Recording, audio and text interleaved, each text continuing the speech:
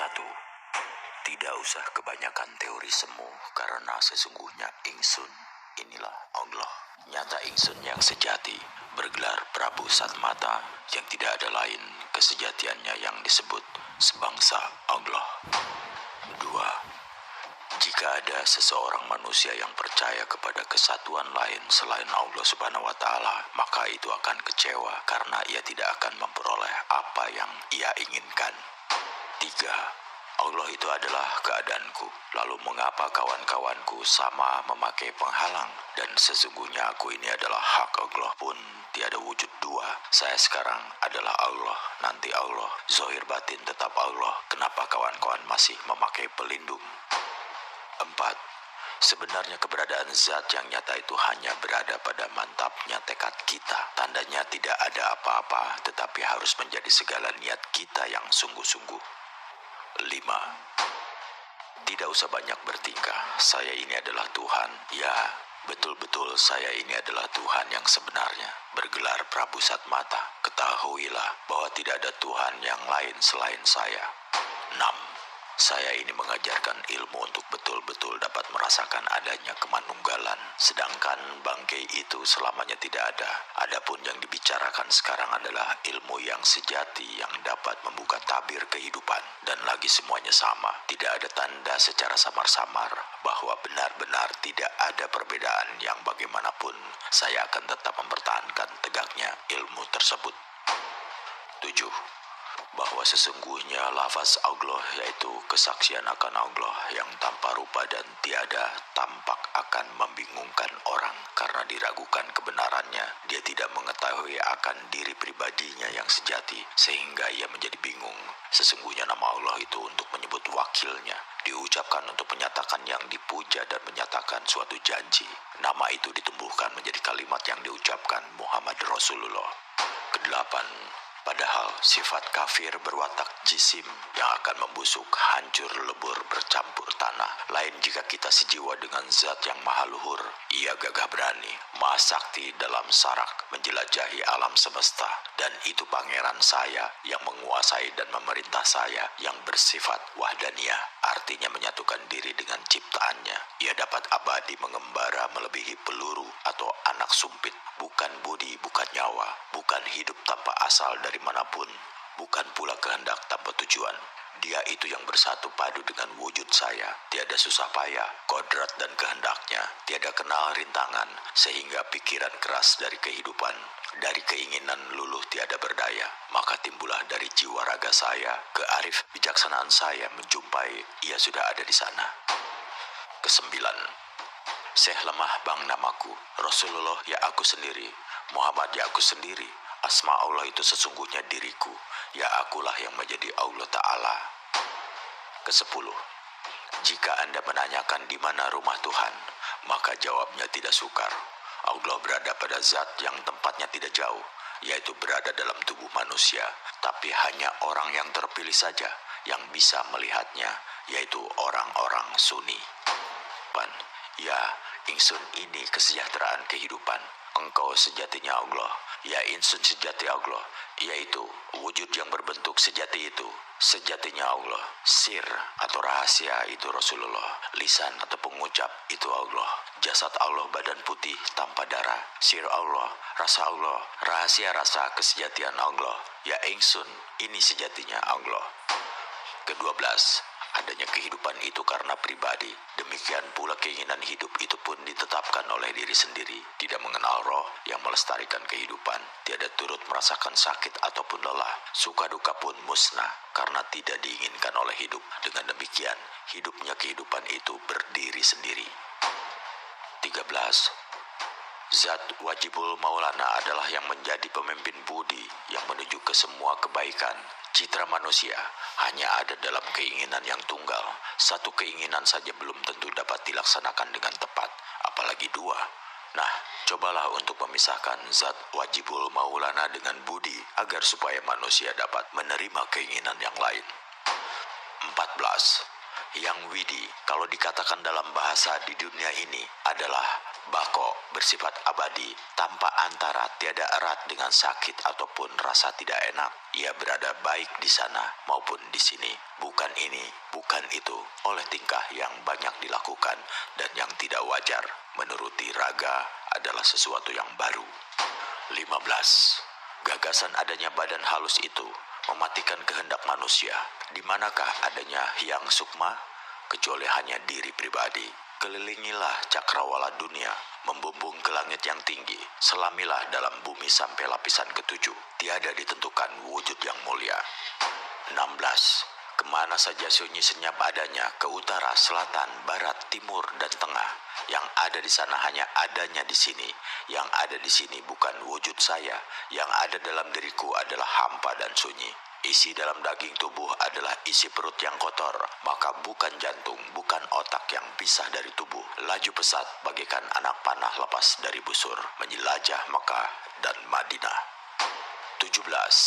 Saya ini bukan budi, bukan angan-angan hati, bukan pikiran yang sadar, bukan niat, bukan udara, bukan angin, bukan panas, dan bukan kekosongan atau kehampaan. Wujud saya ini jasad yang akhirnya menjadi jenazah, busuk bercampur tanah dan debu.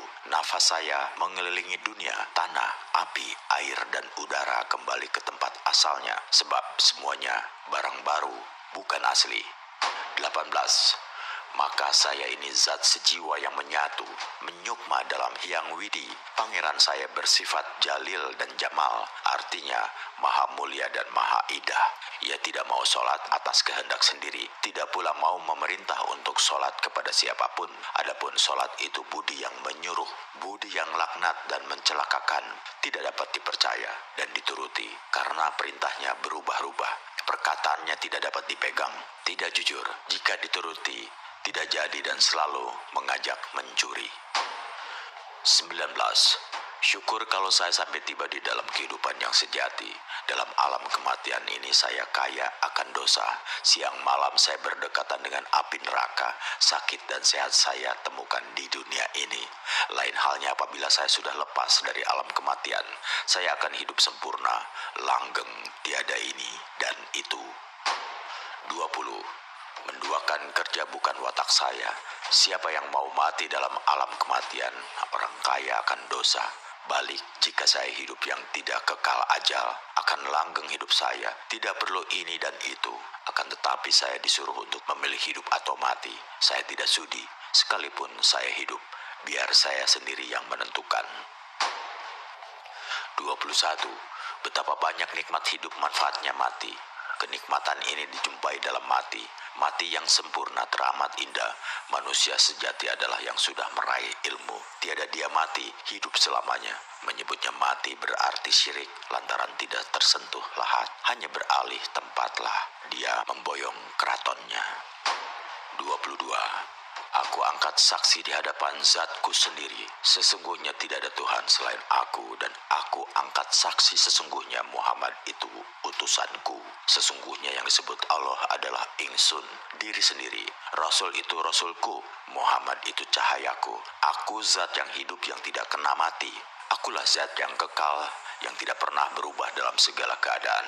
Akulah zat yang bijaksana, tidak ada yang samar sesuatu pun. Akulah zat yang maha menguasai, yang kuasa dan yang bijaksana, tidak kekurangan dalam pengertian, sempurna terang menderang, tidak terasa apa-apa, tidak kelihatan apa-apa, hanya aku yang meliputi sekalian alam dengan kodratku. 23. Janganlah ragu dan janganlah menyekutukan, karena engkau adalah keberadaan Allah, disebut imannya iman. 24. Jangan ragu dan janganlah menyekutukan, karena engkau adalah tempat manunggalnya Allah, disebut imannya tauhid. 25. Janganlah ragu dan janganlah menyekutukan, karena engkau adalah sifatnya Allah, disebut imannya sahadat. 26. Janganlah ragu dan janganlah menyekutukan, karena engkau adalah kewaspadaan Allah, disebut imannya makrifat. 27. Janganlah ragu dan janganlah menyekutukan, karena engkau adalah menghadap Allah, disebut imannya sholat. 28. Janganlah ragu dan janganlah menyekutukan, karena engkau adalah kehidupannya Allah, disebut imannya kehidupan. 29. Janganlah ragu dan janganlah menyekutukan, karena engkau adalah kepunyaan dan keagungan Allah, disebut imannya takbir. 30. Janganlah ragu dan janganlah menyekutukan, sebab engkau adalah pertemuan Allah, disebut imannya saderah. 31. Janganlah ragu dan janganlah menyekutukan, karena engkau adalah kesucian Allah, disebut imannya kematian. 32. Janganlah ragu dan janganlah menyekutukan, karena engkau adalah wadahnya Allah, disebut imannya junud. 33. Janganlah ragu dan janganlah menyekutukan, karena engkau adalah bertambahnya nikmat dan anugerah Allah, disebut imannya jinabat. 34. Janganlah ragu dan janganlah menyekutukan, karena engkau adalah asma nama Allah, disebut imannya wudu. 35. Janganlah ragu dan janganlah menyekutukan, karena engkau adalah ucapan Allah, disebut imannya kalam. 36. Janganlah ragu dan janganlah menyekutukan, karena engkau adalah juru bicara Allah, disebut imannya akal. 37. Janganlah ragu dan janganlah menyekutukan, karena engkau adalah wujud Allah, yaitu tempat berkumpulnya seluruh jagat makrokosmos, dunia akhirat, surga neraka, ars kursi, loh kalam, bumi langit, manusia, jin, iblis laknat, malaikat, nabi, wali, orang mukmin. Nyawa semua itu berkumpul di pucuknya jantung yang disebut alam hayal, disebut imannya nur cahaya. 38. Yang disebut kodrat itu yang berkuasa, tiada yang mirip atau yang menyamai.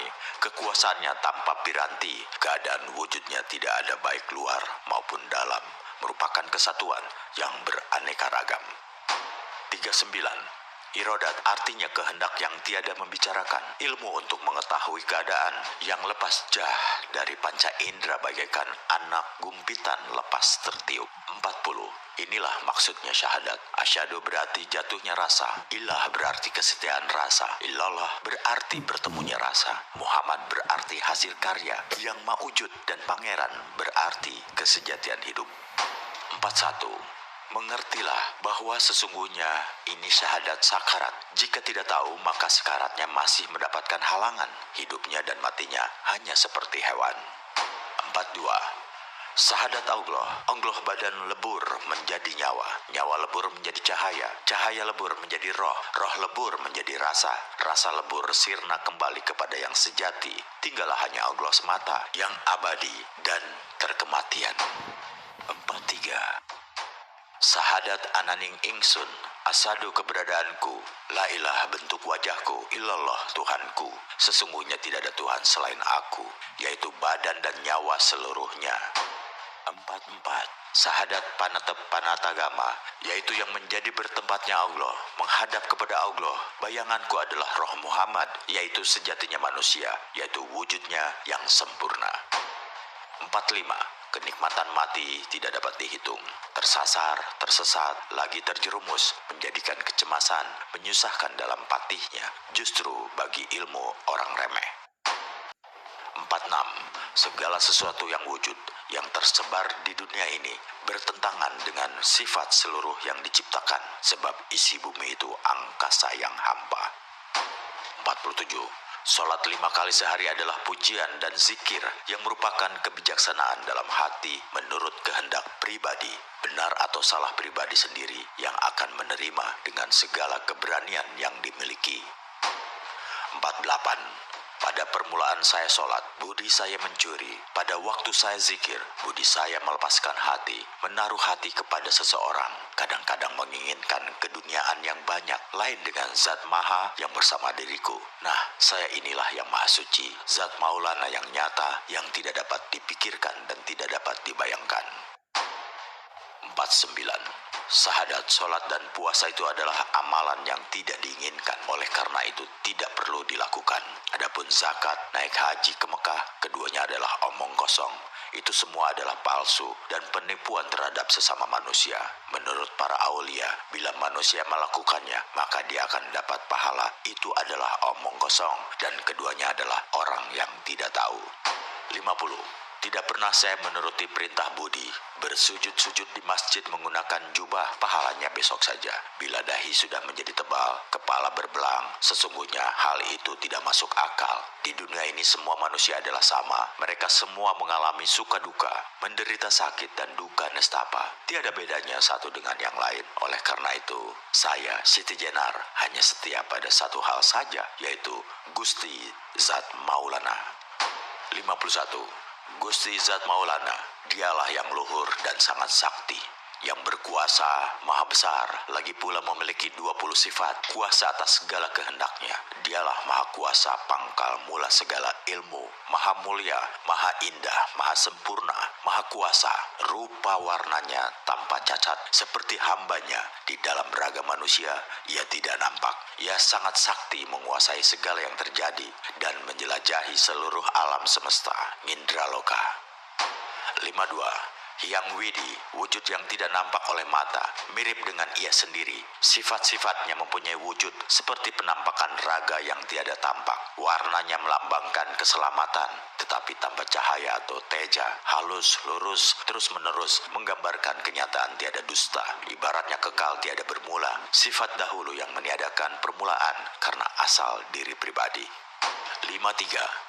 Mengertilah bahwa sesungguhnya ini syahadat sakarat. Jika tidak tahu, maka sekaratnya masih mendapatkan halangan. Hidupnya dan matinya hanya seperti hewan. 54.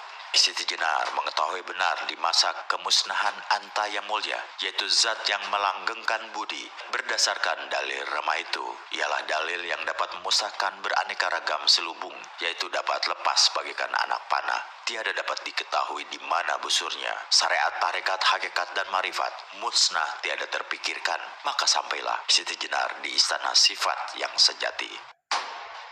55. Kematian ada dalam hidup, hidup ada dalam mati. Kematian adalah hidup selamanya yang tidak mati, kembali ke tujuan dan hidup langgeng selamanya. Dalam hidup ini adalah ada surga dan neraka yang tidak dapat ditolak oleh manusia. Jika manusia masuk surga, berarti ia senang.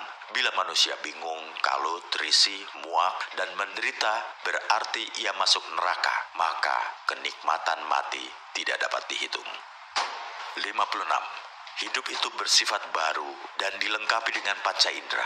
Panca indera ini merupakan barang pinjaman yang jika sudah diminta oleh yang mempunyai akan menjadi tanah dan membusuk, hancur lebur, bersifat najis. Oleh karena itu panca indera tidak dapat dipakai sebagai pedoman hidup. Demikian pula budi, pikiran, angan-angan, dan kesadaran berasal dari panca indera, tidak dapat dipakai sebagai pegangan hidup. Akal dapat menjadi gila, sedih, bingung, lupa, tidur, dan seringkali tidak jujur. Akal itu pula yang siang malam mengajak kita berbuat dengki, bahkan merusak kebahagiaan orang lain.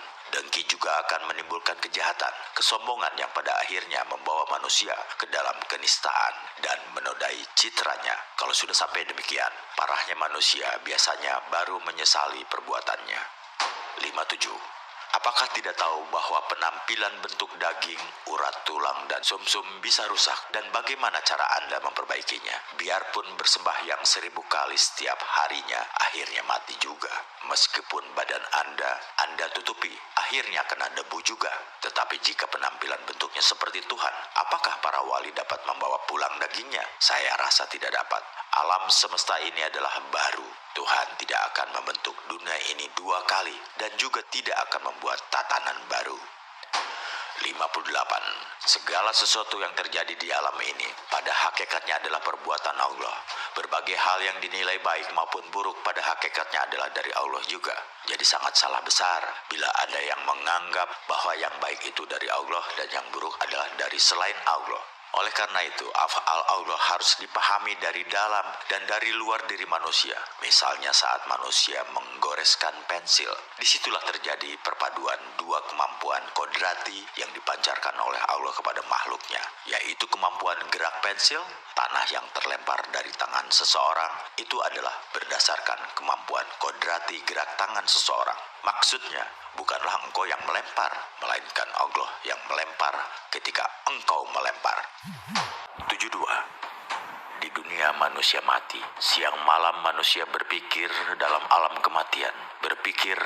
alam kematian, mengharap-harap akan permulaan hidupnya. Hal ini mengherankan sekali, tetapi sesungguhnya manusia di dunia ini dalam alam kematian, sebab di dunia ini banyak neraka yang dialami, kesengsaraan, panas, dingin, kebingungan, kekacauan, dan kehidupan manusia dalam alam yang nyata. 73.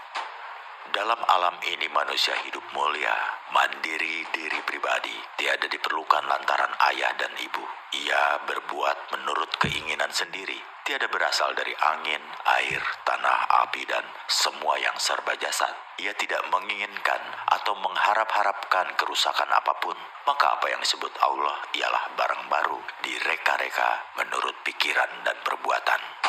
74. Orang-orang muda dan bodoh banyak yang diikat oleh budi, cipta, iblis laknat, kafir, setan, dan angan-angan yang muluk-muluk yang menuntun mereka ke yang bukan-bukan. Orang jatuh ke dalam neraka dunia karena ditarik oleh panca indera, menuruti nafsu catur warna, hitam, merah, kuning, serta putih dalam jumlah yang besar sekali yang masuk ke dalam jiwa raganya. 75. Saya merindukan hidup saya dulu, tak kala saya masih suci, tiada terbayangkan, tiada kenal arah, tiada kenal tempat, tiada tahu hitam, merah, putih, hijau, biru, dan kuning. Kapankah saya kembali ke kehidupan saya yang dulu? Kelahiranku di dunia alam kematian itu demikian susah payahnya, karena saya memiliki hati sebagai orang yang mengandung sifat baru. 76. Kelahiranku di dunia kematian itu demikian susah payahnya karena saya memiliki hati sebagai orang yang mengandung sifat baru. 77. Keinginan baru, kodrat, irodat, samak, besar, dan ngaliman atau aliman betul-betul terasa amat berat di alam kematian ini. Panca pranawa kudus, yaitu 5 penerangan suci, semua sifat saya, baik yang dalam maupun yang luar. Tidak ada yang saya semuanya itu berwujud najis, kotor, dan akan menjadi racun.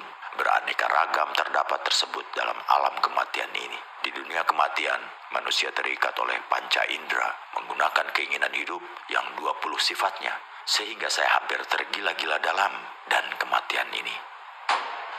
78. Hidup itu bersifat baru dan dilengkapi dengan panca indera. Panca indera ini merupakan barang pinjaman yang jika sudah diminta oleh yang mempunyai akan menjadi tanah dan membusuk, hancur lebur, bersifat najis. Oleh karena itu panca indera tidak dapat dipakai sebagai pedoman hidup. Demikian pula budi, pikiran, angan-angan, dan kesadaran berasal dari panca indera, tidak dapat dipakai sebagai pandangan hidup. Akal dapat menjadi gila, sedih, bingung, lupa, tidur, dan seringkali tidak jujur. Akal itu pula yang siang malam mengajak kita berbuat dengki, bahkan merusak kebahagiaan orang lain. Dengki juga akan menimbulkan kejahatan, kesombongan, yang pada akhirnya membawa manusia ke dalam kenistaan dan menodai citranya. Kalau sudah sampai sedemikian parahnya, manusia biasanya baru menyesali perbuatannya. 79. Apakah tidak tahu bahwa penampilan bentuk daging, urat, sumsum bisa merusak dan bagaimana cara Anda memperbaikinya? Biarpun bersembahyang 1000 kali tiap harinya, akhirnya mati juga.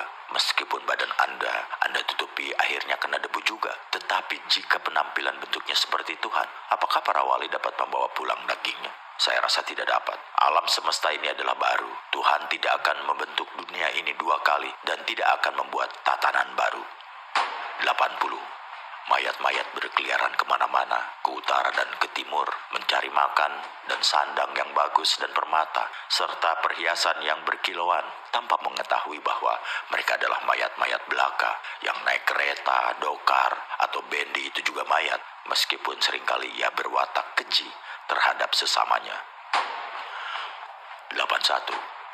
Orang yang dihadapi oleh hamba sahayanya, duduk di kursi, kaya raya, mempunyai tanah dan rumah yang mewah.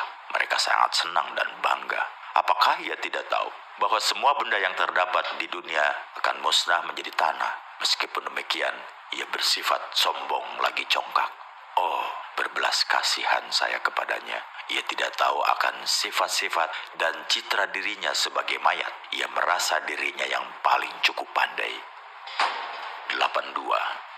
Di alam kematian ada surga dan neraka, dijumpai untung serta sial. Keadaan di dunia seperti ini menurut Siti Jenar sesuai dengan dalil Samarakandi. Sesungguhnya orang yang mati menemukan jiwa raga dan memperoleh pahala surga serta neraka. 83. Keadaan itulah yang dialami manusia sekarang. Demikian pendapat Siti Jenar, yang pada akhirnya Siti Jenar siang malam berusaha untuk mensucikan budi serta menguasai ilmu luhur dengan kemuliaan jiwa. 84. Di alam kematian terdapat surga dan neraka, yaitu bertemu dengan kebahagiaan dan kecelakaan, dipenuhi oleh hamparan keduniawian. Ini cocok dengan dalil Samarakandi. Sesungguhnya orang mati itu akan mendapatkan raga bangkainya, terkena pahala surga serta neraka. 85. Surga neraka tidaklah kekal dan dapat lebur, ataupun letaknya hanya dalam rasa hati masing-masing pribadi. Senang, puas itulah surga. Adapun neraka adalah jengkel, kecewa dalam hati bahwa surga neraka terdapat di akhirat. Itulah hal yang semata hayal, tidak termakan akal. 86. Sesungguhnya menurut ajaran Islam pun surga dan neraka itu tidak kekal. Yang menganggap kekal surga neraka itu adalah kalangan awam.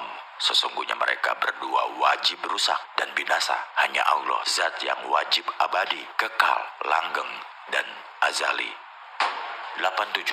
Sesungguhnya tempat kebahagiaan dan kemuliaan yang disebut swarga oleh orang-orang Hindu-Buddha di dalam Islam disebut dengan nama jannah atau taman, yang bermakna tempat sangat menyenangkan yang di dalamnya hanya terdapat kebahagiaan dan kegembiraan.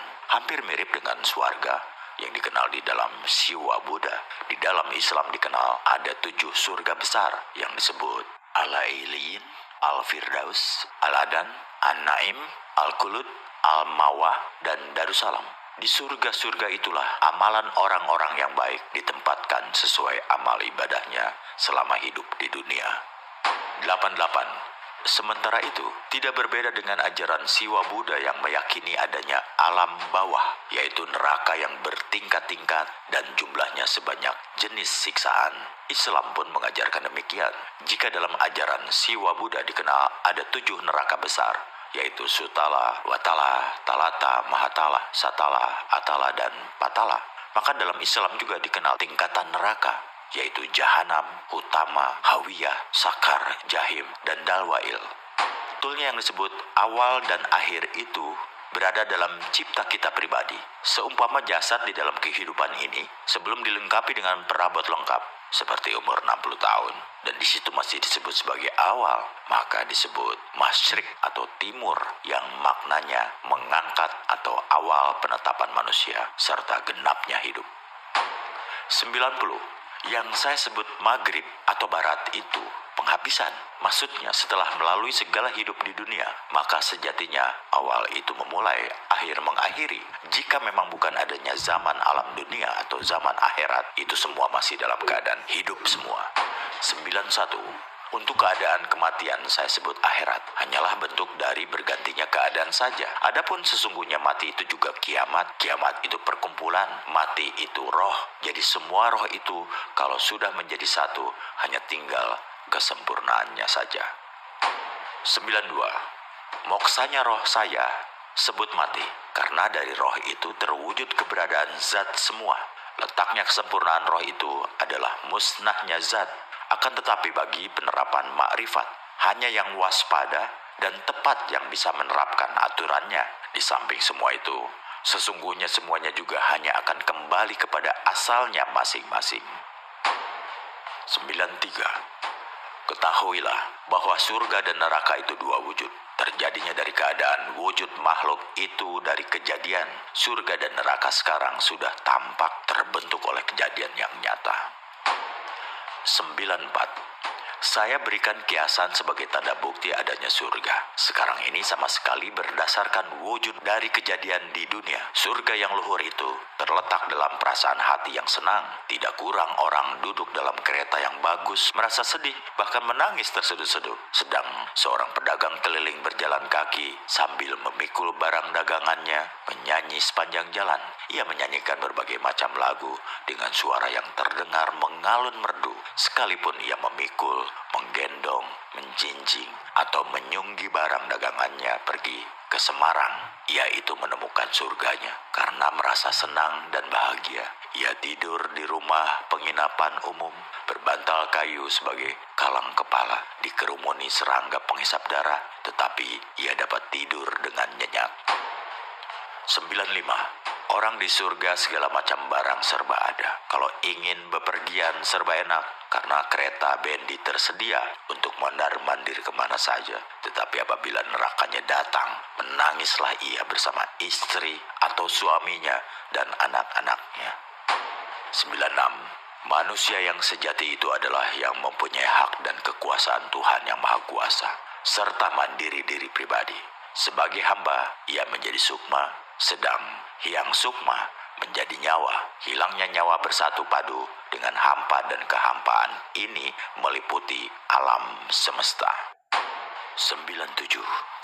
Adanya Allah karena zikir, sebab dengan berzikir orang menjadi tidak tahu akan adanya zat dan sifat-sifatnya. Nama untuk menyebut Hyang Manon, yaitu yang Maha Tahu, menyatukan diri hingga lenyap dan terasa dalam pribadi.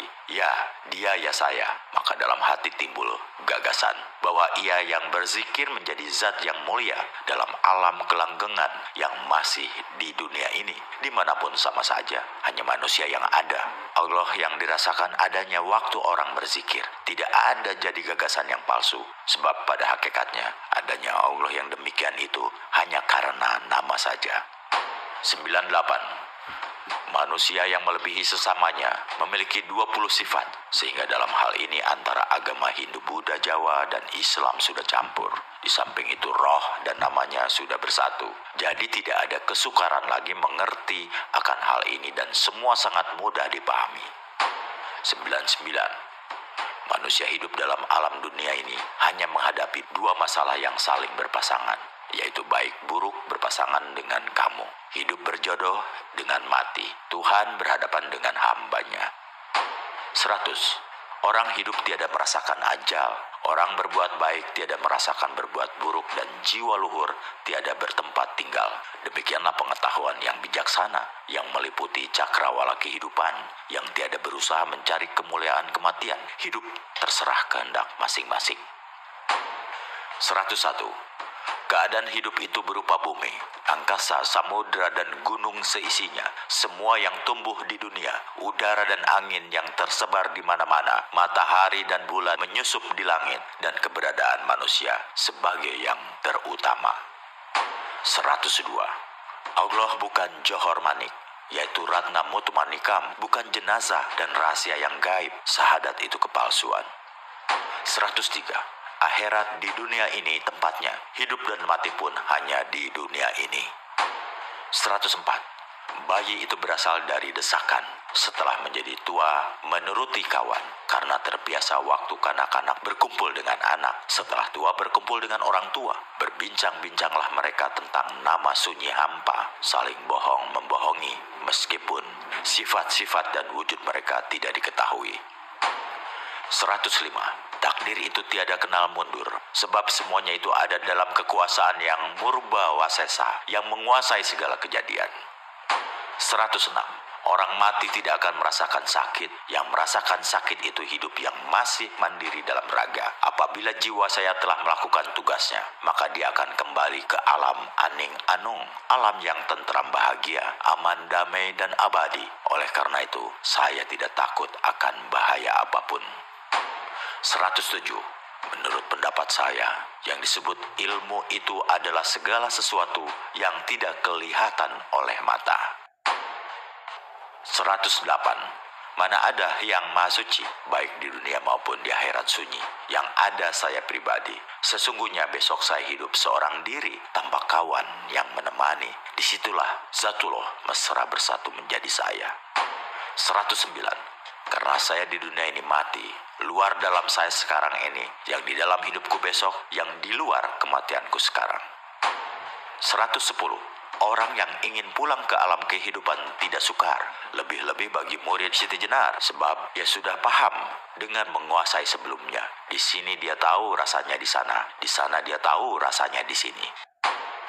111. Tiada bimbang akan manunggalnya sukma dalam keheningan, tersimpan hati sanubari, terbukalah tirai, tak lain antara sadar dan tidur, ibarat keluar dari mimpi, menyusupi rasa jati. 112. Manusia tidak boleh memiliki daya atau keinginan yang buruk dan jelek. 113. Manusia tidak boleh berbohong. 114. Manusia tidak boleh mengeluarkan suara yang jorok, buruk, saru, tidak enak didengar, dan menyakiti orang lain. 115. Manusia tidak boleh memakan daging atau hewan darat, udara, ataupun air. 116. Manusia tidak boleh memakan nasi kecuali yang terbuat dari bahan jagung. 117. Manusia tidak boleh mengkhianati terhadap sesama manusia. 118.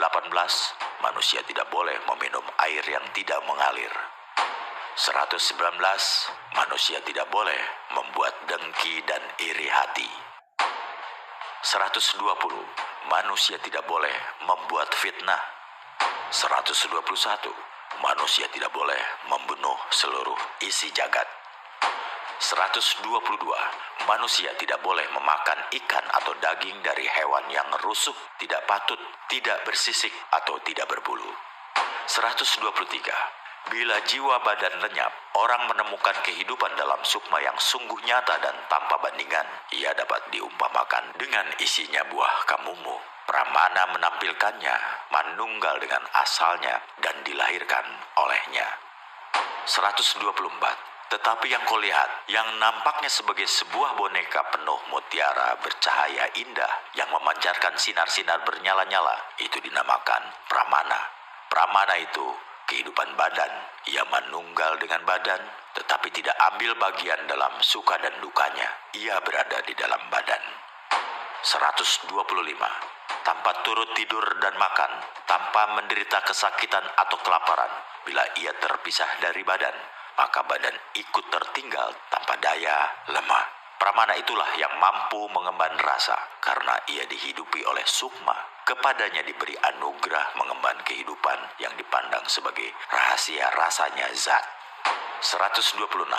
Penggosokan terjadi karena digerakkan oleh angin. Dari kayu yang menjadi panas muncullah asap, kemudian api. Api maupun asap keluar dari kayu. Perhatikanlah saat permulaan segala sesuatu. Segala yang dapat diraba dengan panca indera keluar dari yang tidak kelihatan tersembunyi. 127. Ada orang yang menyepi di pantai. Mereka melakukan konsentrasi di tepi laut. Bukan dua hal yang mereka pikirkan. Hanya pencipta semesta alam yang menjadi pusat perhatiannya. Karena kecewa belum dapat berjumpa dengannya, maka mereka lupa makan dan tidur. 128. Badan jasmani disebut cermin lahir karena merupakan cermin jauh dari apa yang dicari dalam mencerminkan wajah dia yang berpaes. Cermin batin jauh lebih dekat. 129. Siang malam terus-menerus mereka lakukan sholat. Dengan tiada hentinya terdengarlah pujian dan zikir mereka. Dan kadang mereka mencari tempat lain dan melakukan konsentrasi di kesunyian hutan. Luar biasalah usaha mereka. Hanya penciptalah yang menjadi pusat pandangannya. 130. Badan cacat kita celah, keutamaan kerendahan hati kita puji, tetapi keadaan kita ialah digerakkan dan didorong oleh sukma, tetapi sukma tidak nampak, yang nampak hanya badan. 131. Cermin batin itu bukanlah cermin yang dipakai orang-orang biasa. Cermin ini sangat istimewa karena mendekati kenyataan.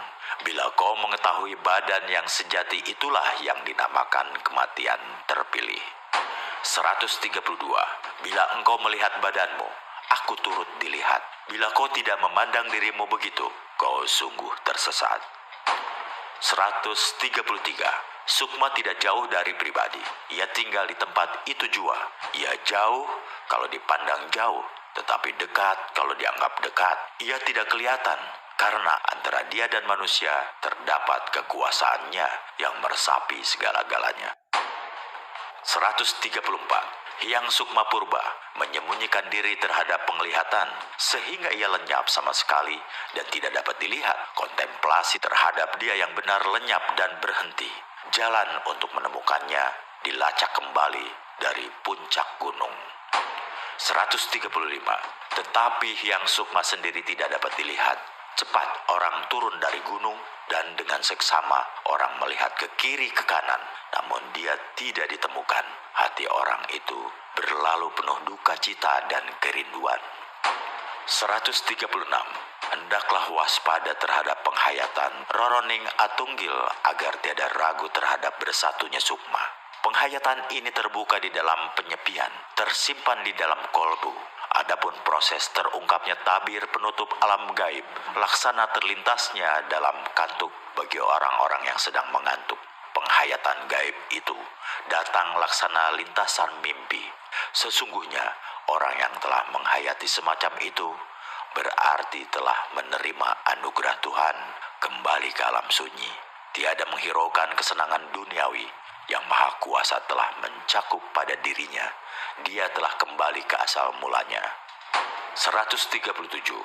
Mati raga orang-orang ulama yang mengundurkan diri di dalam kesunyian hutan ialah hanya memperhatikan yang satu itu tanpa membiarkan pandangan mereka menyimpang. Mereka tidak menghiraukan kesukaran tempat tinggal mereka. Hanya dialah yang melindungi badan hidup mereka yang diperlihatkan. Tidak ada sesuatu yang lain yang mereka pandang. Hanya Sang Penciptalah yang mereka perhatikan. 138. Yang menciptakan mengemudi dunia adalah tanpa rupa atau suara. Kalbu manusia yang dipandang sebagai wismanya. Carilah dia dengan sungguh-sungguh. Jangan sampai pandanganmu terbelah menjadi dua. Peliharalah baik-baik iman kepercayaanmu dan tolaklah hawa nafsumu. 139. Bila kau masih menyembah dan memuji Tuhan dengan cara biasa, kau baru memiliki pengetahuan yang kurang sempurna. Jangan tersenyum seolah-olah kau sudah mengerti. Bila kau belum mengetahui ilmu sejati, itu semua hanya berupa tutur kata. Adapun kebenaran sejati adalah meninggalkan sembah dan pujian yang diungkapkan dengan kata-kata. 140. Sembah dan puji sempurna adalah tidak memandang lagi adanya Tuhan, serta mengenai adanya sendiri tidak lagi dipandang. Papan tulis dan tulisan sudah lebur, kualitas tak ada lagi, adamu tak dapat diubah. Lalu apa yang masih kau pandang? Tidak ada lagi sesuatu, maklumlah.